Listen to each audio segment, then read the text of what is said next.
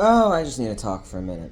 Alright, so I finally decided last night that I am done working for the client who regularly misgenders me, um, disregards any time that I try to set a boundary, um,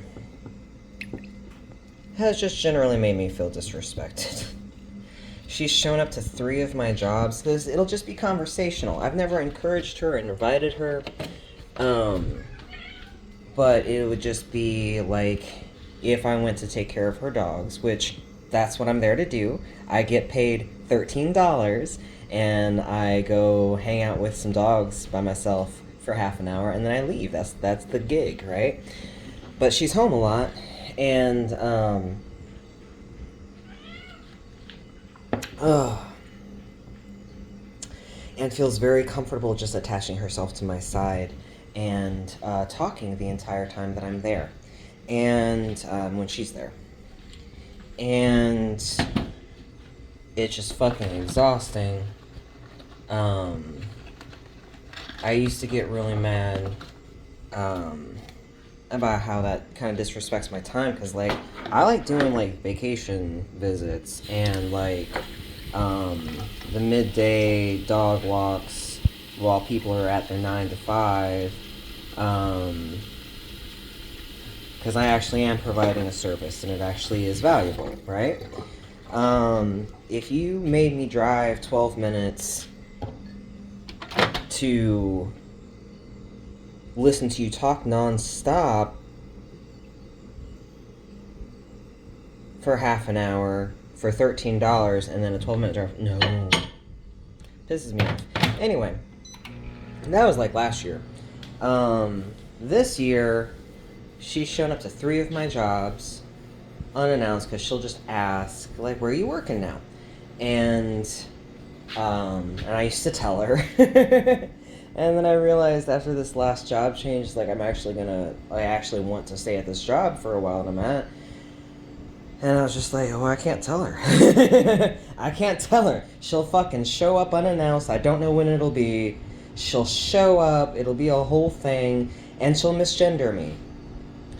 And it's like, I'm good. I'm good on not setting myself up for, people just showing up. And, but she called me yesterday. She called me like 3 times. And I was like, you better text me and tell me what that's about. And there was she did text me, and there was the pretense of there being an emergency, and she needed to talk to me since I was the last person in the house since then, right? So I called.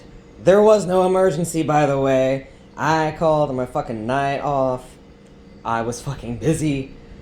But I thought there was an emergency, and I wanted to know that the dogs were okay, right? So I called, and she's like, oh my god, I saw something misplaced in the bathroom, and I ran out of the house immediately and called the police, and then like 15 police showed up, and I'm just like, ugh. And there was no emergency, but she was like, oh, here, I'm just gonna put you on speakerphone. You don't have my fucking permission to do that. But she did. And I spoke on speakerphone to whoever the fuck was in the room with her. I don't fucking know. And misgendered me. Because this is a she. To her. Because, yeah, she doesn't understand respect or boundaries or agency or dignity. Or pronouns.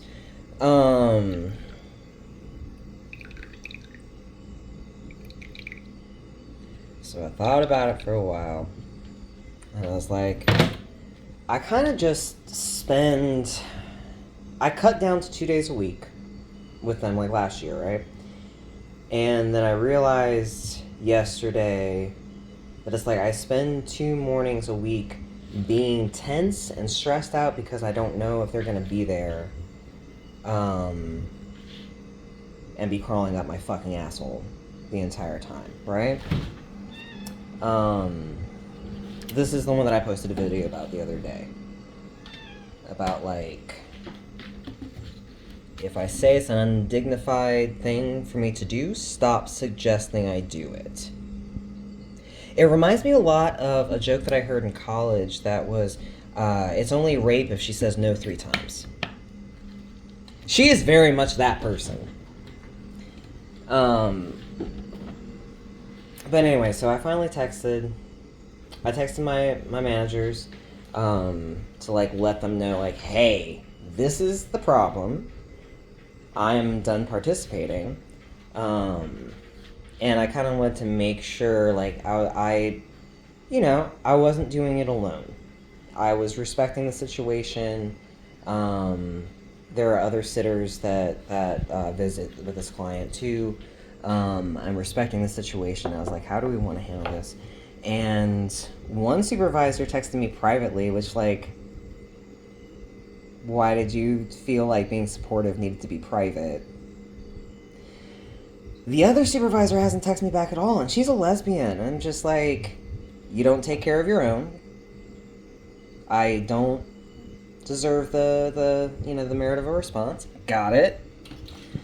But then I texted the client, and I just said, here's everything I said. I'm going to omit names. I said, hi, I'm discontinuing services to the doggos. So-and-so is handling rescheduling. I need you to understand that when you misgender a trans person, you create an unsafe space for that trans person.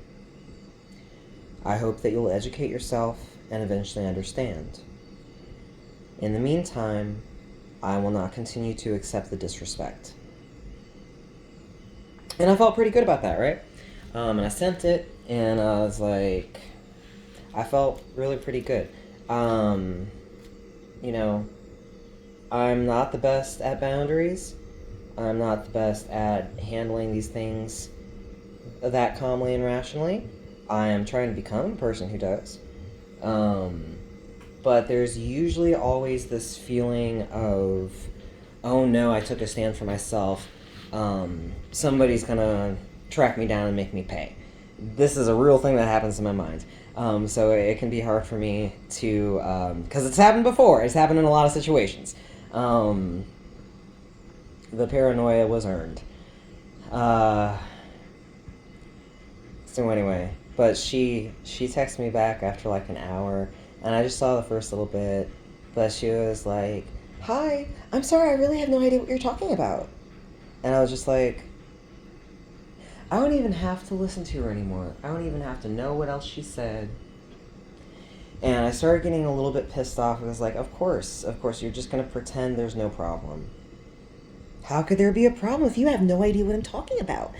And I was like, actually, I got really good training from living with my ex-best friend who ended up being just like an ableist transphobic piece of shit who does not clean, who cannot read chore charts, and who just kind of agrees if she thinks I want agreement and then fucks off completely and then is surprised when that's a problem. She did a bunch of my ex-best friend did a bunch of crazy shit during the last, fucking 9 months that we were living together where we were not talking. A bunch of weird shit happened. And I would calmly approach her about it, be like, hey, why did you do this? Why did you turn my filing cabinet so that the drawers are facing the wall? I don't know. I don't know what you're talking about. So it's like, I already got so much training with that. And this is one of those situations that it's like, wow, I lived through all of this shitty stuff that really upset me and pissed me off. And that was really difficult to be patient through. But sometimes it comes in handy because other people are going to be crazy in the exact same way.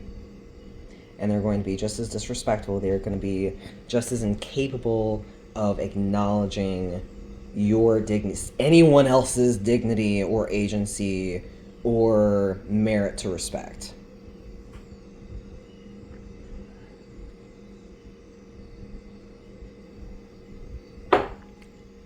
So if you're dealing with something similar, obviously make sure that you are actually safe to stand up, because sometimes it's not. Been there. But just say it clearly, say it without malice. And if it's a situation that you're presenting an if-then, hold up to it. In my case, I had tried, not confrontationally, but I had brought it up with her before, and I had like specifically called her out for misgendering me at a job that I had just started.